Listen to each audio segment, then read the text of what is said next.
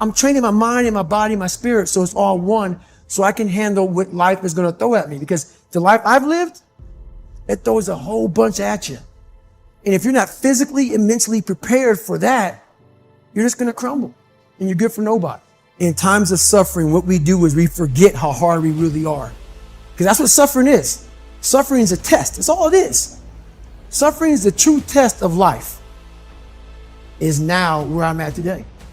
And that is when you finally get to that point for me, it's forever lasting peace. Greatness isn't running 200 miles at a time or doing 4,000 pull-ups or being a SEAL. Greatness is whatever the hell you dreamed of in your own mind. You gotta first see it. You gotta first create this vision in your mind. And then that's when I come into play. Once you create this vision in your mind, it's how am I gonna get there now?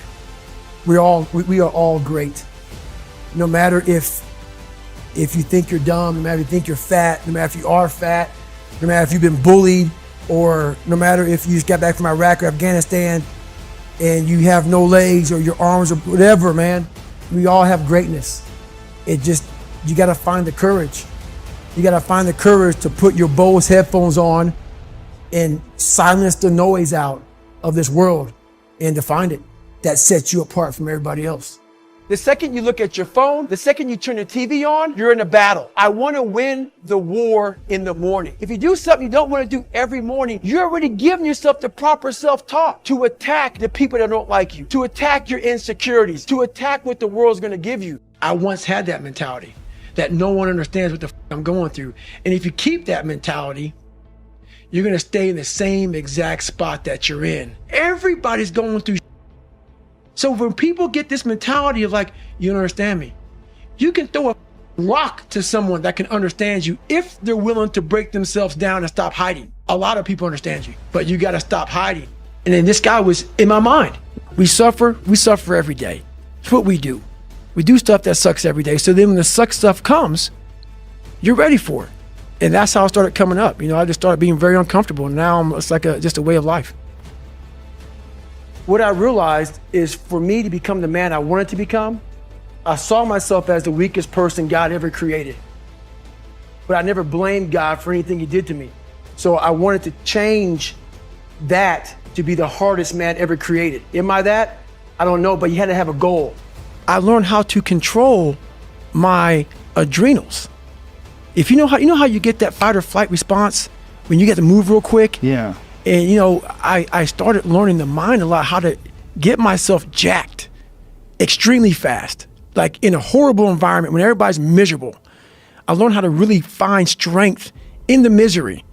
When everybody's suffering, everybody's all poopy pants and their mentality's down and everything, I started just like, my God, this is where I shine. And I started using all that misery for tons and tons of drive and motivation to then lead people further. Because you can get a lot of power through misery. And once people see that, my God, Goggins is going, then everybody says, roger that. Let me get my shit and go too. I started realizing that if you can just find strength just a little bit longer, you will have a crew of people following you along the way. We want to be the best amongst the average people. People wonder, how do you stay hungry all the time? Because after I accomplish something, I don't sit back like a lot of guys who graduate buds, graduate this, graduate that.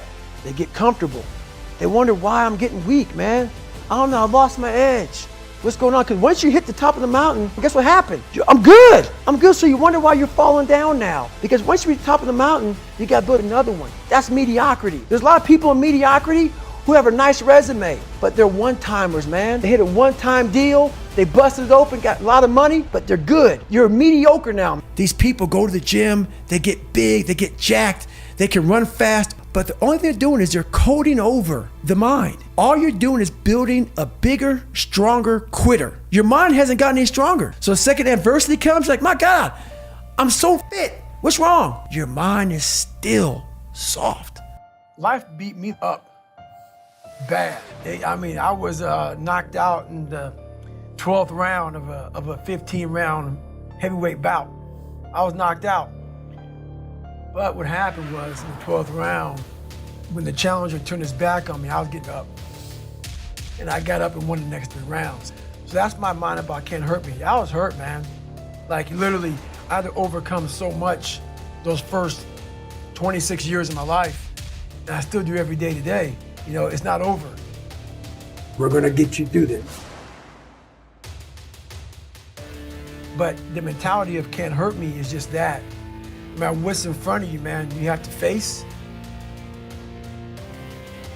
You have to confront.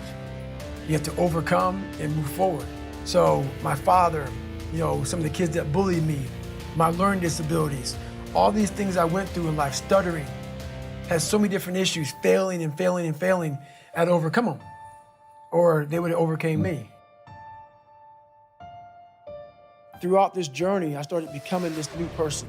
I started creating this new person. People started seeing me as this amazing superhero. In the back of my mind, I knew the real story. And I was like, man, one day you have to really share it. I'm like, man, but do you have the courage? You know, like, it's great to live right here. I've established this. People think you're great. Just stay here. Don't go back. Let's not go back. But the only way you can help people out is let them know that this is possible. So I had to go back and say, this is where I come from. And where I come from is hell. Because what we do so well in this world is we see superhuman people and we title them. The second we title them, what that does, that gives us a get out of jail free card, is that they're the 1%ers. I'm not even gonna try to do that because that's not even in me. God made them special. They're special people. There are no special people, they're special minds, and the mind can be created on your own. You can do that yourself. So that's why I write the book like I write it, so people can look at me and say, my God, he came from this?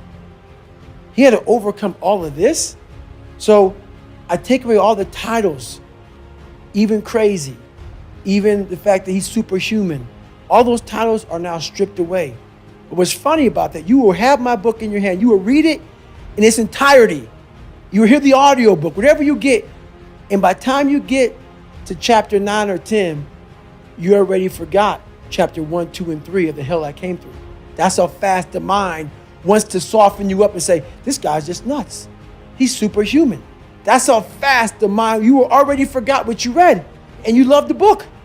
You're loving the book and you already forgot the first 3 chapters because your mind is saying, this is impossible. It's already guiding you down that path of least resistance as you're reading the book.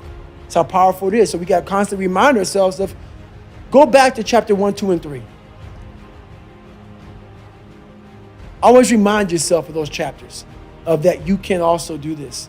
But you have to first self-examine or live autopsy your own personal life.